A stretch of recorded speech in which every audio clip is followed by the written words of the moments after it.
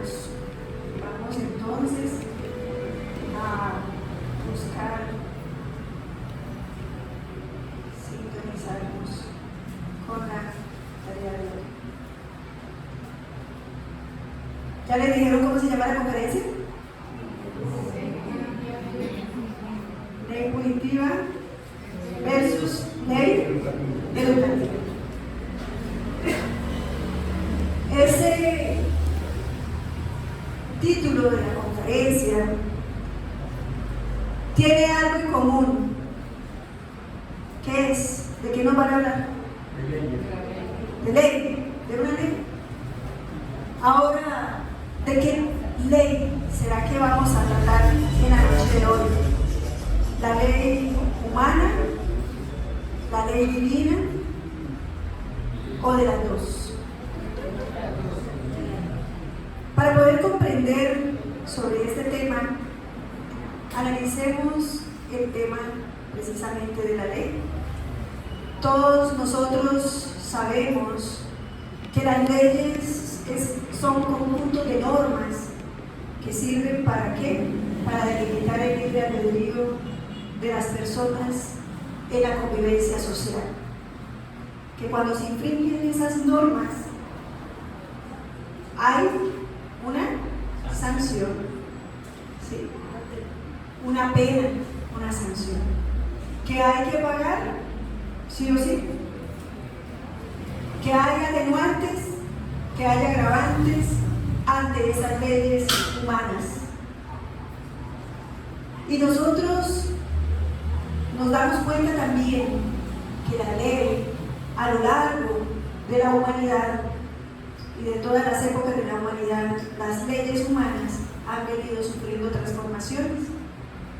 Con el paso del tiempo, leyes que aprobaban, por ejemplo, la esclavitud, ya fueron derogadas y en estos momentos son la trata de personas y demás, son considerados delitos que son punidos de una manera bastante considerable. Así es que nosotros, como seres humanos, hemos encontrado siempre la necesidad de tener normas que nos regulen para poder convivir. Porque si no hubiese leyes y normas que nos permitieran una convivencia sana, ¿qué ocurriría? Cada quien haría lo que quisiera, de acuerdo a sus necesidades, de acuerdo a sus intereses, sin respetar el derecho del otro. Es bien importante entonces que nosotros encontremos esa secuencia de esas leyes que la humanidad ha venido tratando. Y encontrábamos cuando hacíamos la preparación de esta conferencia que hay una historia en la que nos habla de un código que es considerada una de las primeras leyes que hubo, que son leyes humanas, el Código Hammurabi. Ese Código Hammurabi era un rey babilonio que él nos contaba que efectivamente recibió esa ley a través de una comunicación con el dios Shamash, el dios del sol y de la justicia.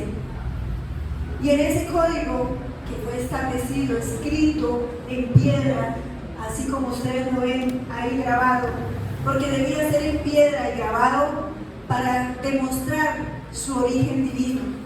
La creencia de los pueblos antiguos era de que todas las leyes que venían y se promulgaban a través de estos seres, reyes y demás, eran leyes sagradas, por lo tanto, se debían cumplir al pie de la ley. Este Código Hammurabi, en esa época, para los años 1700 a.C., hace mucho, ya había normas que establecían las relaciones entre los seres humanos. Y esta norma era basada principalmente en la ley del talión. ¿Qué era la ley del talión? ¿Alguno de ustedes recuerda? El oro y el petróleo. Así es. Y muchas personas bajo ese código, principalmente vivían la pena de muerte. Leía que allí, en esa época, la vagancia, el ser vago, como lo decimos ahora, era castigado con la pena de muerte. ¿Por qué?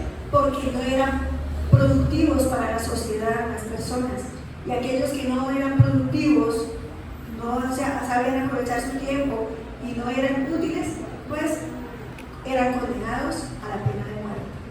Si un constructor hacía una casa y en esa casa se caía y moría el dueño de la casa, el constructor era castigado con la pena de muerte. Ese era el ojo por ojo y diente por diente. Gracias a Dios que hoy en día las leyes humanas han sufrido también esas transformaciones, porque si no, aún todavía en algunas culturas, en algunos países se conserva la pena de muerte como una ley para castigar los delitos. En China y en algunas otras regiones, otros países, todavía existe la pena de muerte. ¿Por qué? Porque no consideramos la vida desde el punto de vista de la inmortalidad y del progreso de la humanidad, y que cuando se muere un cuerpo, el espíritu sigue viviendo, y que la vida no termina con el túmulo, y que de esa manera no se corrige ni se educa, solamente se restringe la posibilidad a un ser humano de seguir existiendo en la vida material, sin dejar de existir en la vida espiritual. Posteriormente, para el año 1230, 1250 a.C., tenemos cuenta entonces de otro hombre que vino con una misión especial, y esa misión especial la relatan en el Evangelio según el Espiritismo, en el capítulo 1. No he venido a derogar la ley, sobre las 3 revelaciones, y nos dice que este hombre, Moisés, es la primera revelación. Este hombre, Moisés, tuvo un trabajo grande por hacer. Un pueblo politeísta, un pueblo entregado a todo lo que era de la vida material, de la vida del mundo, un pueblo que por sus costumbres hacían fiestas, sacrificios a dioses de diferentes formas. Y viene este hombre en un momento en el que él, por su ímpetu interior, observa que su pueblo es esclavizado, y queriendo, por inspiración divina, liberar a su pueblo de esa esclavitud, empieza un trabajo para sacar al pueblo de Israel de allí, del yugo de los romanos. Y viene él, y en un momento, porque él era un espíritu que tenía una misión. ¿Cuál era la principal misión de este hombre en ese momento? Hacer que su pueblo creyera ¿en qué? En un solo Dios. Que dejaran de lado esas creencias paganas y se concentraran en un Dios único y verdadero. Pero para que ese Dios tuviera credibilidad, para que ese Dios fuera de verdad el Dios de un pueblo tan rebelde, él necesitaba mostrar a ese Dios como un Dios antropomorfo, como un Dios igual a nosotros, que se llenaba de ira, que castigaba al pueblo, que condenaba a muerte a aquellos que no siguieran las enseñanzas que este profeta viniera a decir.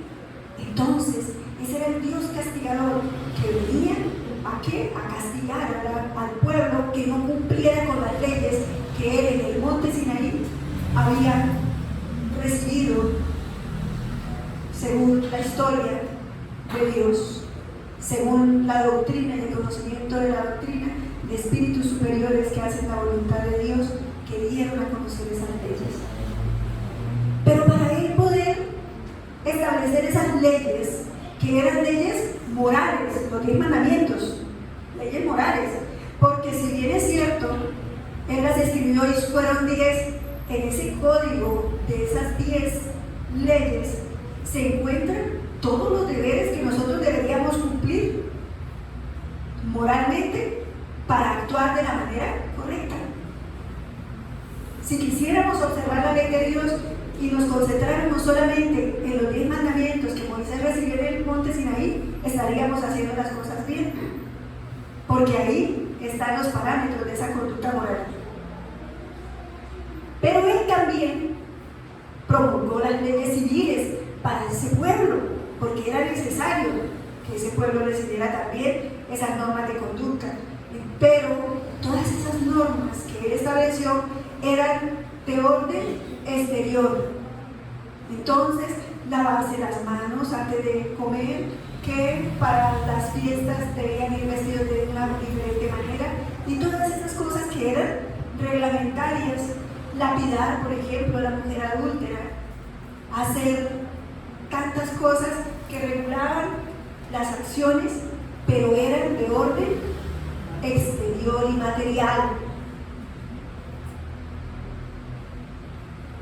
En ese orden de ideas, él hizo 2 códigos, uno que venía de Dios, que eran las leyes morales inmutables también, que se mantienen vigentes aún si quisiéramos nosotros, deberíamos practicarlas si queremos hacer las cosas bien, y la otra, las leyes de sociedad, que debían modificarse con el tiempo. Después de él viene un ser que aparece en la historia y parte de la historia de la humanidad en 2, antes de él y después de él. Y es la segunda revelación, es Jesús el Cristo. Y Jesús, en Mateo 5:17, dice: en verdad os digo que no vine a abolir la ley, sino a hacer que se cumpla. Y en esa época estaban esperando un Mesías que viniera aquí nuevamente a liberar al pueblo, porque estaban los romanos, porque habían impuestos, porque habían reglas en las que ellos estaban sufriendo nuevamente un yugo. Y Jesús dijo: yo no vine a abolir la ley, vine a cumplirla en su esencia, en las leyes morales. Porque si bien es cierto, él hizo aún más, que fue promover y resumir las leyes del decálogo de Moisés en 2. Dice: Jesús no vino a derogar la ley, es decir, la ley de Dios. Vino a darle cumplimiento, esto es, a desarrollarla, a darle su verdadero sentido y a adecuarla al grado de adelanto de los hombres. Por eso se encuentra en esa ley el principio de los deberes para con Dios, para con el prójimo, que es la base de su doctrina. Por eso el que dijo: mi ley, o lo que yo les voy a enseñar ahora, es que son 2 mandamientos: amarás al Señor tu Dios y a tu prójimo como a ti mismo.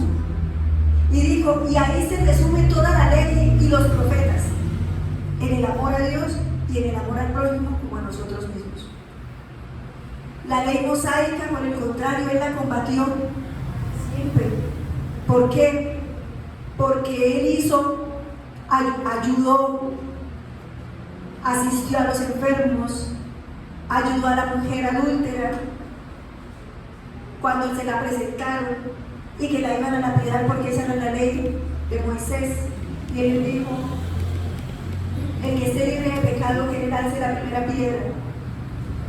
Y ahí está, que ninguno pudo actuar.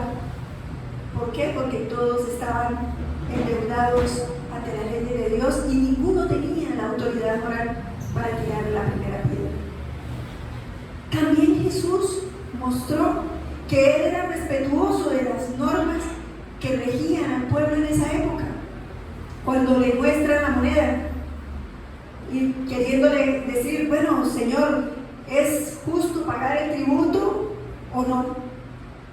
Y él coge la moneda y dice, ¿qué ven aquí ustedes? El rostro del César. Bueno, dad al César lo que es de César y a Dios lo que es de Dios. Ahí también nos dio una lección y una enseñanza grande, que era que nosotros, por nuestra condición, por nuestro proceso evolutivo, necesitamos de leyes humanas que rijan nuestras relaciones y que debemos cumplir con estas que nos impone la sociedad como una forma de respeto y acatamiento a esas normas, pero que no debemos descuidar las principales, que son las leyes morales. Y como él sabía que que esas leyes debían seguir evolucionando y que esas leyes debían seguir cambiando y que debía establecerse cada vez más en nosotros la necesidad de la práctica de la ley divina, él nos prometió que si me amáis, guardad mis mandamientos, y yo rogaré a mi Padre, y Él os enviará otro Consolador, para que permanezca eternamente con vosotros, el Espíritu de verdad, al que el mundo no puede recibir, porque no lo ve ni lo conoce. Pero vosotros lo conoceréis, porque morará con vosotros y estará en vosotros. Pero el Consolador, que es el Santo Espíritu que mi Padre enviará en mi nombre, os enseñará todas las cosas y os hará recordar todo lo que yo os he dicho. San Juan 14, 15, 17 y 26.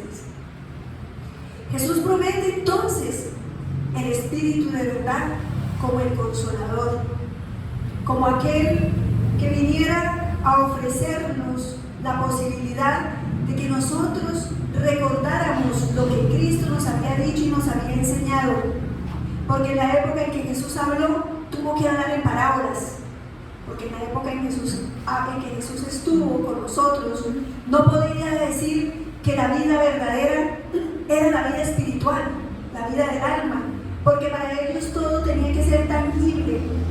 El reino prometido era la tierra prometida, debía ser una extensión de tierra para ellos poder comprender que esa era la tierra que Dios prometía. ¿Cómo hablarles de que, como ya lo había anticipado, su reino no era de este mundo? ¿Cómo comprender un pueblo en esa época de Jesús que había otra cosa más allá de lo que ellos podían ver, tocar, percibir con sus sentidos físicos? Entonces, Él envió al Consolador para que nosotros pudiéramos entender y empezar a entender que somos seres inmortales viviendo una experiencia física y que en esta experiencia estamos en un proceso de aprendizaje, en un proceso evolutivo. Por eso es importante el Consolador. Y entonces, para el 18 de abril de 1857, sale a la luz el Libro de los Espíritus. El Libro de los Espíritus, que viene no solamente a traernos la verdad, sino viene también a recordarnos todo lo que Jesús nos dijo, a aclarar lo que Él decía por parábolas, porque la madurez mental y espiritual de los seres que habitamos en el planeta Tierra en estos momentos tiene mayor aptitud para recibir y comprender estos conocimientos, porque además es una ciencia, porque partió de la observación de los hechos que ocurrieran en París a través de las mesas danzantes, y de ahí él, como científico, observando estos hechos, fue a la causa de estas situaciones que se presentaban, de las mesas parlantes en su época. Y encontrando y remontándose a las causas, encontró allí la verdad sobre la inmortalidad del alma. sobre nosotros como espíritus inmortales. Estamos entonces también que en este libro de los espíritus, el maestro Allan Kardec, reconociendo que nosotros todavía teníamos en nuestra mente la idea de que Dios era un ser antropomorfo, de que Dios era un Señor que dirigía a la humanidad, que se enojaba, que le daba, que castigaba, que Él hacía sentir su ira ante la sociedad en los momentos en que la sociedad no seguía sus leyes. Él quiso quitar el velo de esas creencias, y en la primera pregunta del libro de los espíritus pregunta: ¿qué es Dios? No quién, sino qué es Dios, a los espíritus guía de la humanidad. Y allí los espíritus entonces nos dan esa respuesta tan maravillosa que dice que Dios es la inteligencia suprema, causa primera de todas las cosas.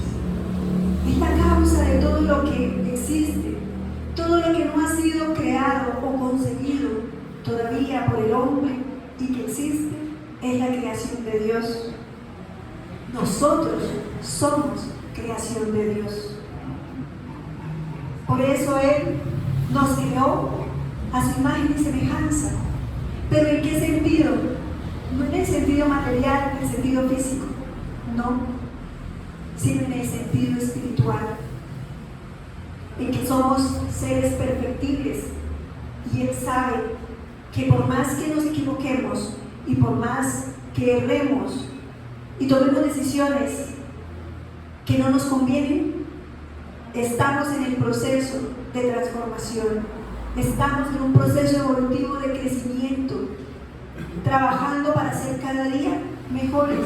Algunos de pronto dirán: no, pero esta sociedad se ve terrible, esto no tiene mejora, esto ya no tiene cambio, esto ya no tiene salida. No, Dios, que es soberanamente justo y bueno,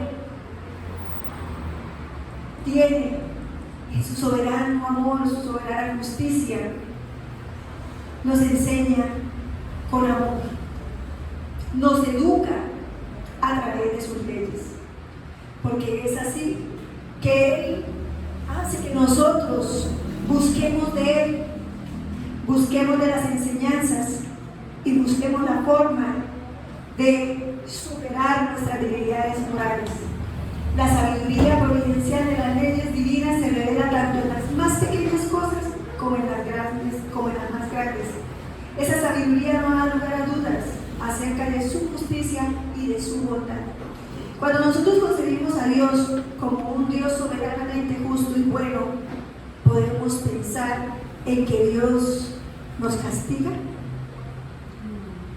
de que Él, siendo nuestro creador y entendiendo nuestra debilidad, nuestra inferioridad y nuestros procesos, estará presto para castigarnos,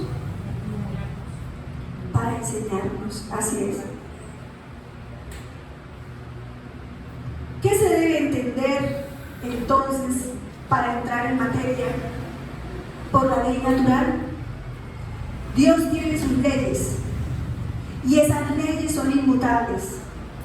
Y en el libro de los espíritus, el maestro Allan Kardec pregunta en la 614 qué se debe entender por ley natural, y ellos le dicen que la ley natural es la ley de Dios, es la única verdadera para la felicidad del hombre, le indica lo que debe hacer o no hacer.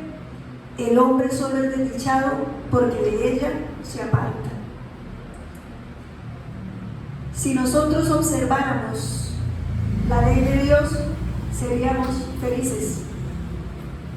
¿A quién le gustaría ser feliz? Ahí está. Sencillo, sencillo, sencillo ahí en el papel, ¿cierto? Vamos a la realidad, vamos a la práctica, vamos a encontrarnos con el que de pronto en algún momento nos ha hecho algo mal, vamos a encontrarnos con aquel en el que en algún momento nosotros hicimos algo que lo afectó. ¿Será entonces tan fácil de practicar? No es fácil. ¿Qué se requiere? Se requiere voluntad. ¿Y qué es la voluntad?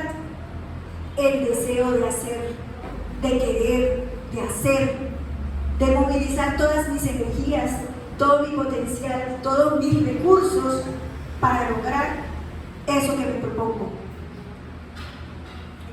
Si bien es cierto, no es fácil, aquí dice que esa ley natural es la que nos asegura la felicidad y que cada vez que nosotros nos alejamos de la práctica del bien, sufrimos las consecuencias. Ahora, ¿esas consecuencias son impuestas por Dios? No, son producto de nuestras propias decisiones.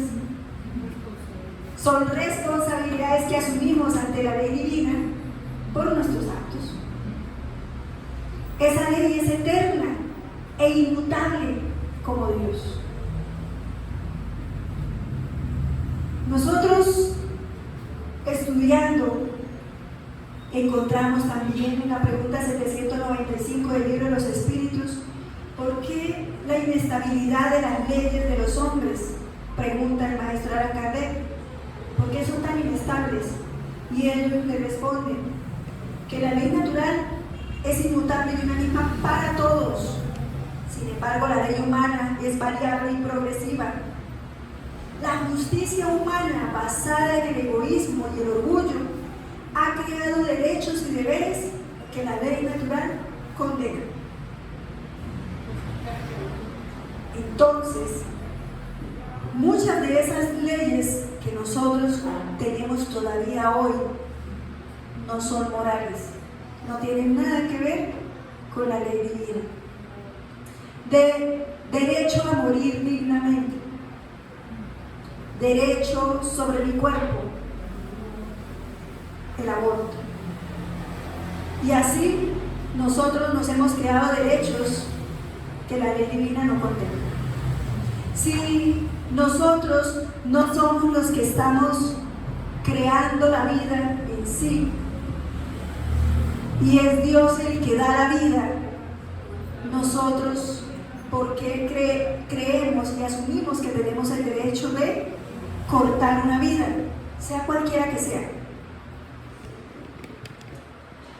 ¿Lo tendremos? No lo tenemos. No lo tenemos. Porque si Dios le da la oportunidad de vivir al ser más abyecto, al que más equivocado está, al que más daño hace, lo hace porque lo ve desde el punto de vista de la inmortalidad.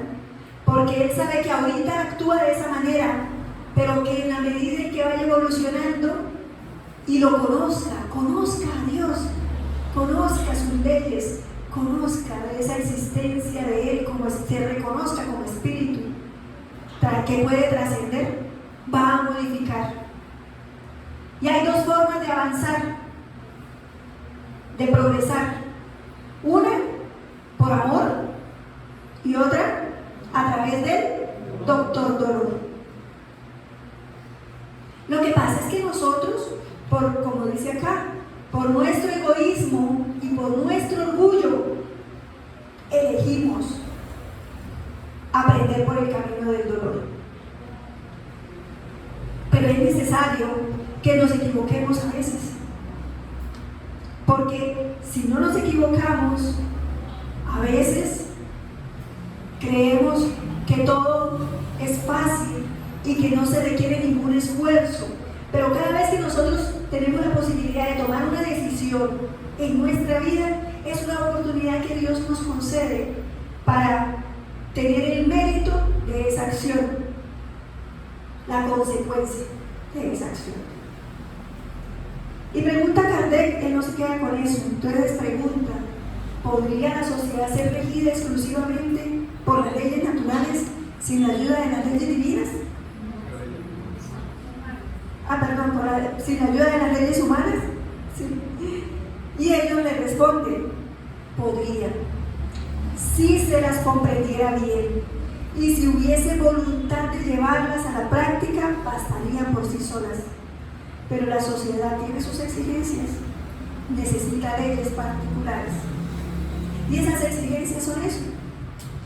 ¿Hasta qué punto yo, todavía en el nivel evolutivo en que nos encontramos, hay de todo tipo de personas y de todo tipo de deseos, pasiones, anhelos, miserias, sufrimientos que hacen que las personas actúen de una o de otra manera? Y si no existieran estas leyes humanas, pues habría un caos en la sociedad. Todavía es necesario.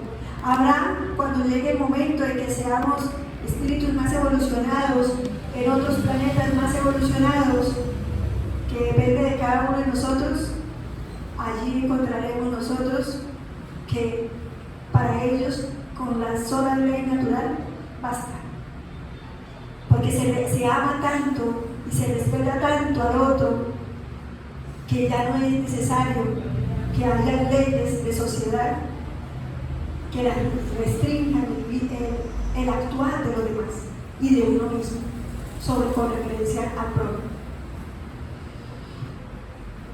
Si era necesario que la ley, todos nosotros sabemos, bueno, existe la ley natural, existen leyes que regulan las leyes aquí, las leyes, la sociedad, nuestros comportamientos y demás, pero ¿y la ley natural dónde se encuentra? ¿Dónde la podemos consultar? Para nosotros no equivocarnos tanto, para tomar mejores decisiones. ¿A dónde debemos ir?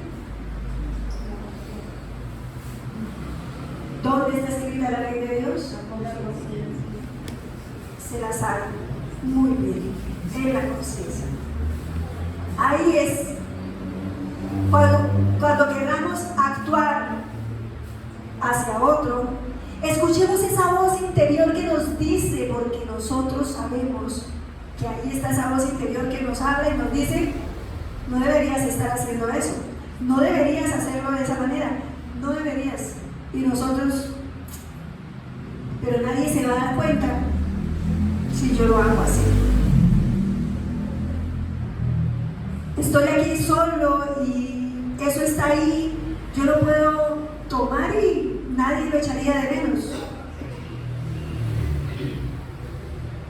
O ahora que no está fulano, vamos a hablar sobre tal y tal cosa y demás. Pero nuestra conciencia, cuando estamos hablando, nos está diciendo, ¿qué hace diciendo eso? ¿Qué está haciendo? Pero nosotros hacemos esto. Agachamos nuestros oídos, los cerramos y seguimos adelante porque queremos hacer lo que nosotros queremos, lo que deseamos, aunque no sea lícito, porque queremos satisfacer nuestra necesidad por encima de todo, porque todavía actuamos bajo el egoísmo, bajo el orgullo. Y en la pregunta 964 sobre las penas y goces futuros, el maestro Kardec pregunta: ¿tiene Dios necesidad de ocuparse de cada uno de nuestros actos para recompensarnos o castigarnos? La mayoría de esos actos no son insignificantes para Él. ¿Qué pregunta la del maestro Kardec? Una pregunta que nosotros, analizando, ¿cuántos de nosotros no hemos dicho? Si será castigo de Dios esto que estoy viviendo.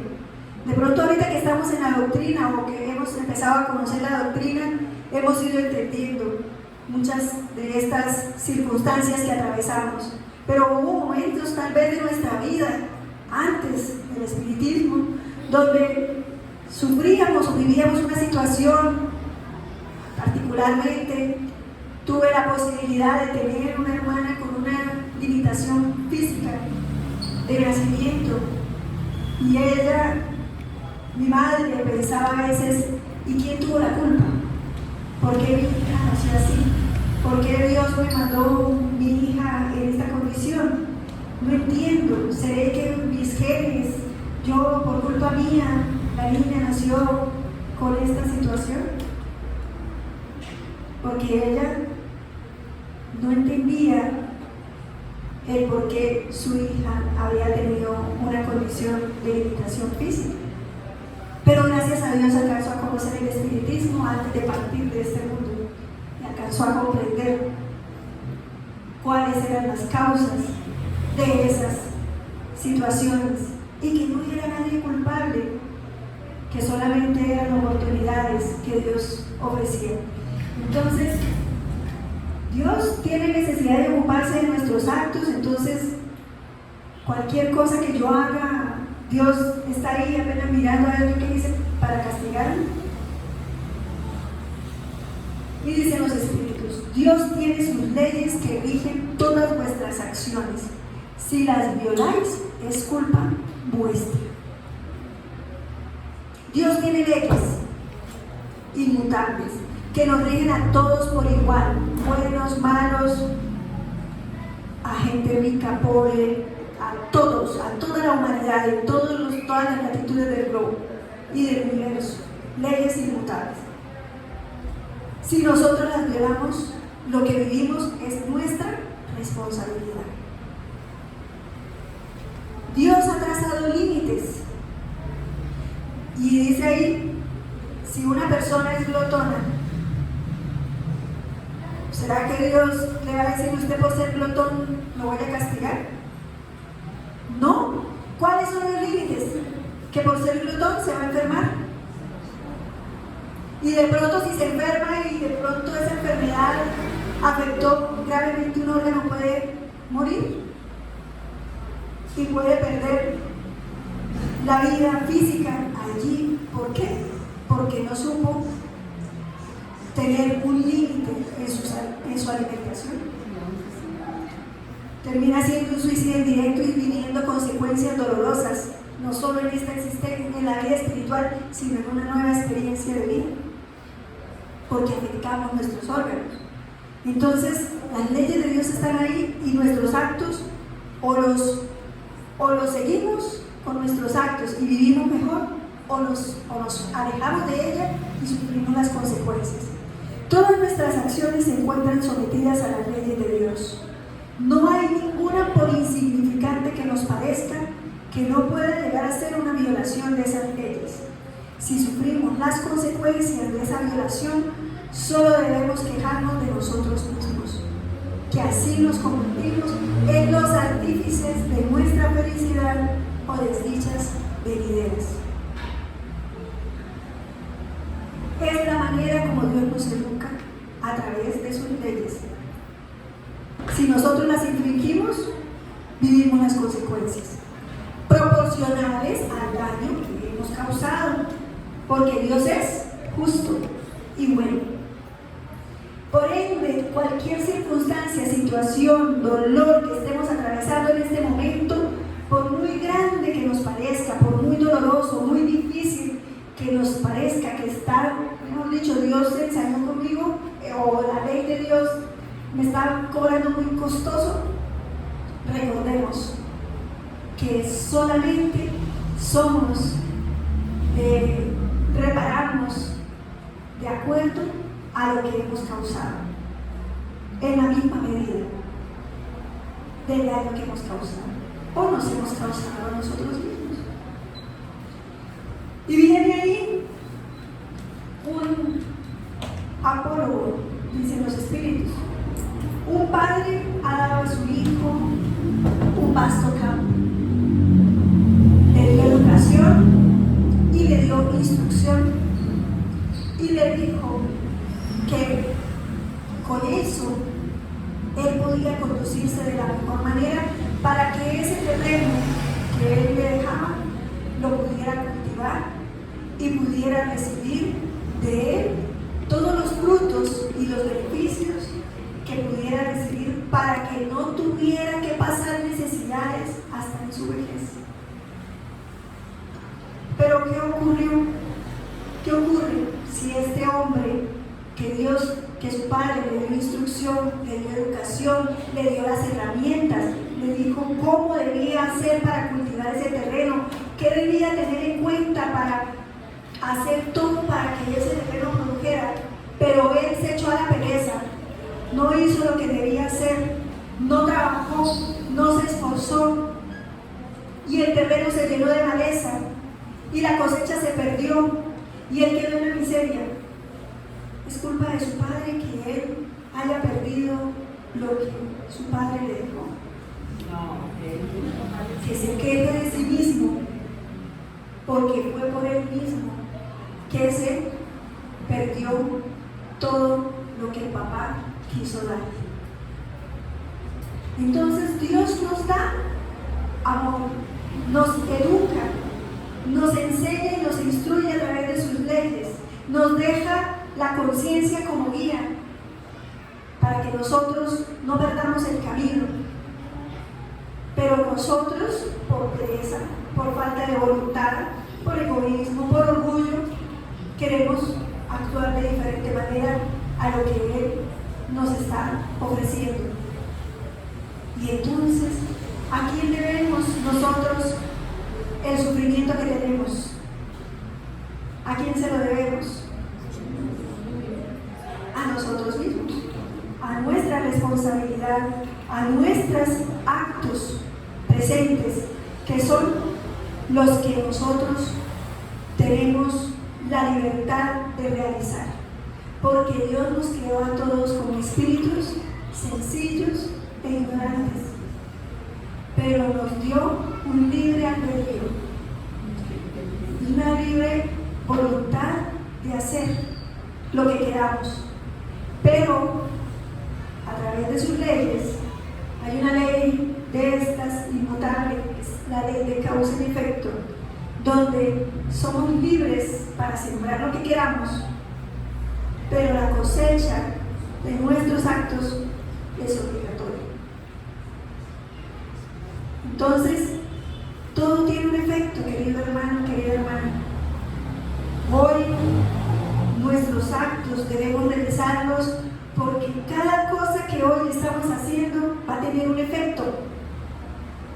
No es mi vecino, bueno, mi vecino sí, al que yo le haga algo, bueno o no, va a tener un efecto, pero ese efecto va a volver también a mí.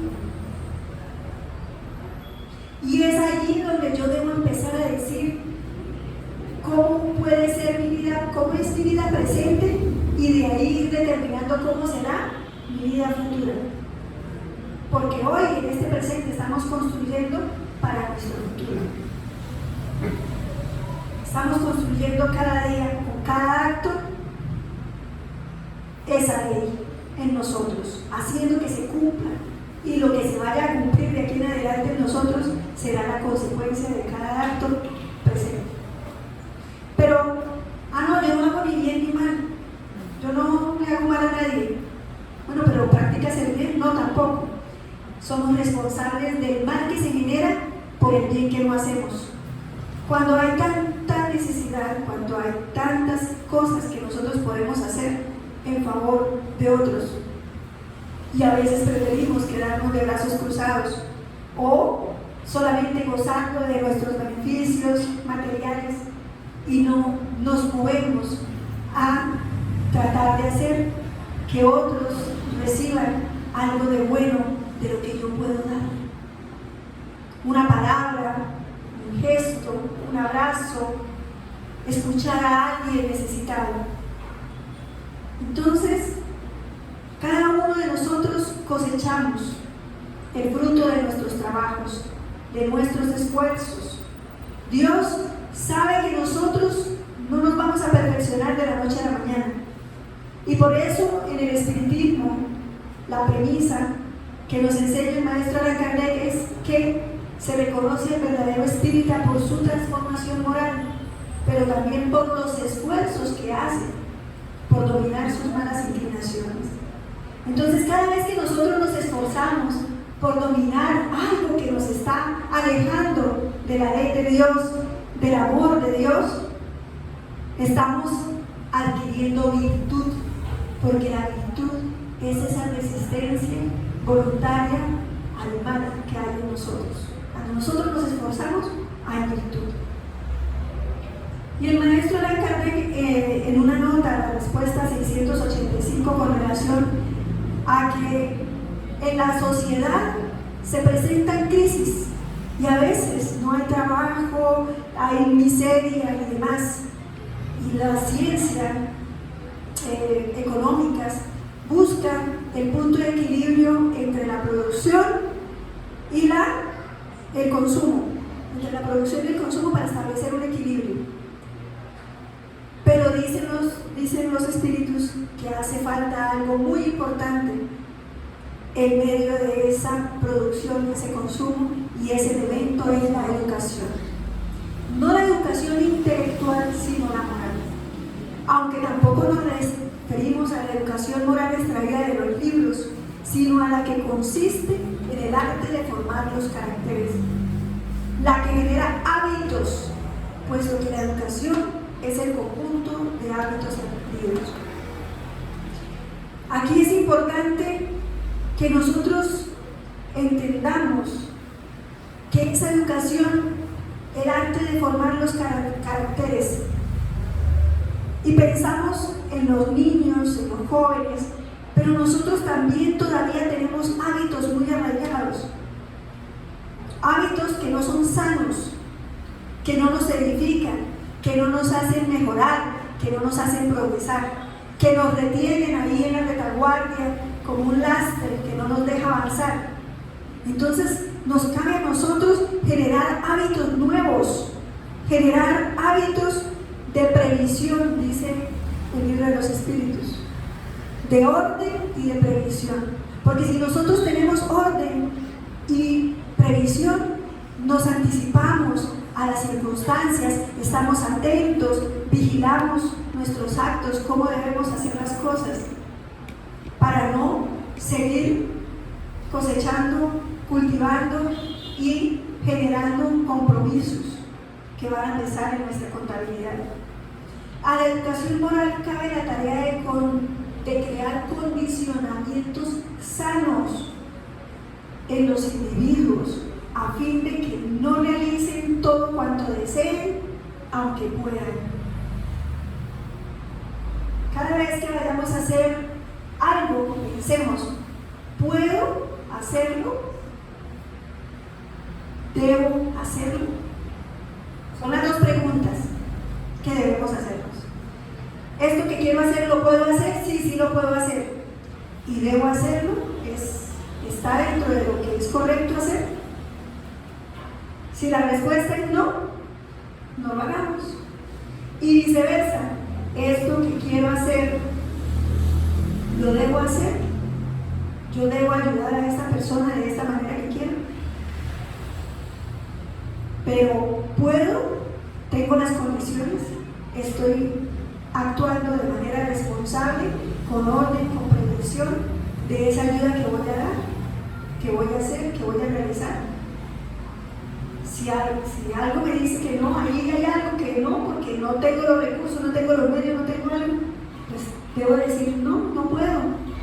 Quiero, debo, pero en este momento no puedo hacerlo porque mis condiciones no están dadas. Entonces, en todos nosotros debemos trabajar para que busquemos esa forma de cambiar nuestros hábitos. ¿Y cómo se modifican los hábitos? Con constancia. Primero, reconociendo qué es lo que debemos mejorar, qué es lo que debemos cambiar. Y segundo, buscando a través de la voluntad los recursos para empezar a trabajar en ellas, con constancia, sin pausa, sin prisa, pero sin pausa. ¿Sí? Otra de las leyes de Dios que nos rigen y que nos ayudan a comprender que Dios, la ley de Dios no se educa, es la ley de la reencarnación, cuyo objetivo es la expiación el mejoramiento progresivo de la humanidad, porque sin eso, ¿dónde estaría la justicia de Dios? Cuando nosotros empezamos a pensar en términos de reencarnación, todas las circunstancias de nuestra vida tienen una razón, una causa, y como Dios es justo, esa causa es justa. Y lo que estamos viviendo hoy es producto de nuestros actos, sino de nuestra vida presente, de existencias anteriores. Y si no he hecho nada hoy para vivir lo que estoy viviendo, debo entender si esto que estoy viviendo es una prueba para desarrollar mi fe, mis capacidades, mi perseverancia en el bien, o si definitivamente es una expiación que no, por más de que trato, hago, no se cambia la circunstancia. Entender que si la estoy viviendo es porque es necesaria y debo sacar el mayor provecho viviéndola con aceptación, con una resignación activa, donde yo me muevo, donde yo sigo ejercitando mi voluntad para salir de ella. Así perdure tal vez por toda mi existencia, pero siempre estuve dispuesto a hacerlo mejor, a no dejarme abatir, a no dejarme llevar por mis circunstancias, porque así vamos evolucionando y vamos alcanzando los peldaños del progreso. Cuando de los efectos queremos remontarnos a las causas, la reencarnación aparece como una necesidad absoluta, como una condición inherente a la humanidad, en una palabra, como una ley de la naturaleza. Solo la reencarnación puede decir al hombre de dónde viene, a dónde va y por qué está en la tierra, así como justificar todas las anomalías y todas las injusticias aparentes que presenta la vida. Este texto del Evangelio, en el capítulo 4, 20 al 17, es hermoso porque la reencarnación es la herramienta valiosa que nos ayuda a soportar con amor y a vivir las experiencias de una manera más racional, ayudándonos a minimizar los efectos dolorosos que ella nos produce. Y en el libro El problema del ser, del destino y del dolor, León Denis, un hombre que también fue el apóstol del espiritismo, nos dice: después de una temporada en el espacio, el alma renace en la condición humana, llevando consigo la herencia buena o mala de su pasado. Renace y aparece en la escena de la terrestre para desempeñar en ella un nuevo acto del drama de su vida, pagar sus deudas anteriores, conquistar nuevas potencias que faciliten su ascensión y aceleren su marcha hacia adelante. Entonces veamos estas circunstancias dolorosas como oportunidades de ascensión, oportunidades para marchar hacia adelante, oportunidades para desarrollar esas potencialidades que están ahí adormecidas en nosotros y que a través de estas circunstancias las logramos desarrollar. No somos los mismos después de que atravesamos una situación familiar, personal, económica, de pareja, y la logramos superar con amor, con Dios en nuestro corazón, haciendo lo correcto, dando lo mejor de nosotros. No somos los mismos. ¿No les ha pasado? Que nos sentimos distintos. Y cuando viene otro embate, otra circunstancia, nosotros decimos: voy con toda porque sé que la voy a poder superar. ¿Sí?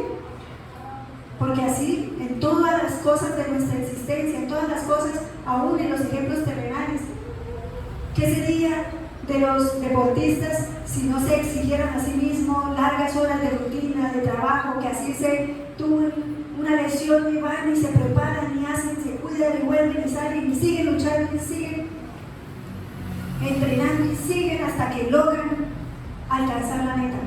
Así estamos nosotros. Los baches, las dificultades, las circunstancias nos ayudan a que en la siguiente ya sabemos que por dónde es que debemos ir, qué es lo que no debemos hacer, ya comprendimos las consecuencias, ya tenemos más herramientas para solucionar, para avanzar. Y quiero cerrar este tema de hoy con un caso de este libro que se llama La vida escribe, por el espíritu Hilario Silva, a través del chico Javier y Waldo Vieira. El merecimiento. Cuenta esta historia que Saturnino Pereira era aquel hombre, buen padre, buen amigo, buen compañero, aquel amigo de todos, que cuando veía la necesidad, ahí estaba él presto a servir, a ayudar. Cuando veía la tristeza de un compañero, él estaba ahí para oír, para consolar. Era el amigo de todos allí en su lugar de trabajo.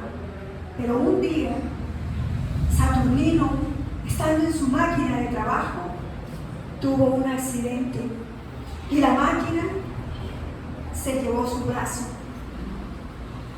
Todos corrían: Saturnino, el amigo de todos, está herido, vamos a ayudarlo.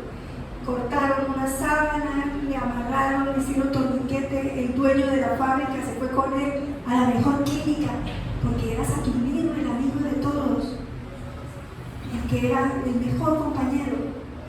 Llegaron a la clínica, después de largas horas, sale el médico y dice: bueno, todo está muy bien, Saturnino solo perdió el dedo pulgar. El brazo está bastante afectado, pero con el tiempo lo recuperará y podrá seguir adelante con sus actividades. Saturnino, triste, porque yo actué bien, estaba haciendo las cosas bien, no entiendo por qué me pasa, por qué me pudo haber pasado, pero llegó en los comentarios de sus compañeros de la empresa, muchos decían: ay, pero ¿de qué le sirve ser bueno? Mire, ahí está, por muy bueno que era, mire lo que le pasó. El Dios que él dice que profesa allá en el espiritismo, porque era espírita, debió haberle quitado ese dolor, ese sufrimiento, esa circunstancia. No faltó el que dijo el materialista que de nada servía ser bueno o hacer las cosas bien. Saturnino estuvo en su casa, meditativo, triste por lo que le había pasado, pero en la noche asistió, como regularmente lo hacía, a su trabajo en la casa espírita. Llegó, compareció a los trabajos, sustentando en la tarea mediúnica, allí dando lo mejor de sí, orando por los necesitados. Al final, el espíritu guía, un espíritu guía de la casa, trabajador de la casa, se comunica y le dice: querido hermano Saturnino,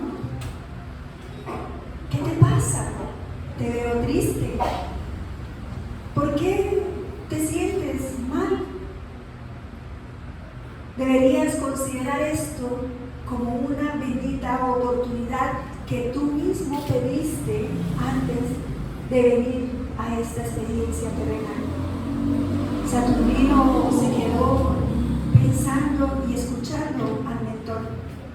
El mentor le dijo: en otra existencia fuiste una persona muy adinerada, tenías esclavos, personas que te hacían labores y trabajaban, y algún día tú, con tu imponencia ante uno de ellos, porque no era capaz de pasar en el molino las cañas que debía pasar en el molino, tú hiciste que le cogieran y le metieran el brazo derecho en la máquina, para que el hombre fuera castigado por no hacer lo que debía hacer.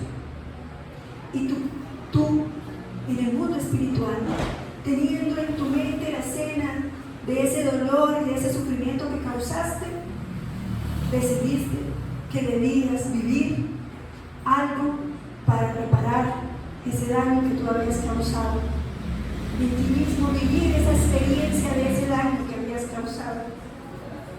Pero mira, no todo es malo, porque debías haber perdido tu brazo, pero tu trabajo en el bien, tus esfuerzos, el servicio que prestas, la ayuda que das, El ser incondicional que te has convertido sirviendo hizo que solamente perdieras tu dedo pulgar. ¿Por qué te quejas? Dale gracias a Dios que has logrado ponerte al día en esa de tus deudas. Él, animado, contento, apareció el otro día en su trabajo y su jefe le dijo: ¿y qué haces aquí, Saturnino? Dijo: no, si yo solamente perdí el pulgar y aquí estoy presto para seguir con mi trabajo, de ayudar y de apoyar a mis compañeros. Gracias a Dios porque estoy aquí nuevamente para vivir.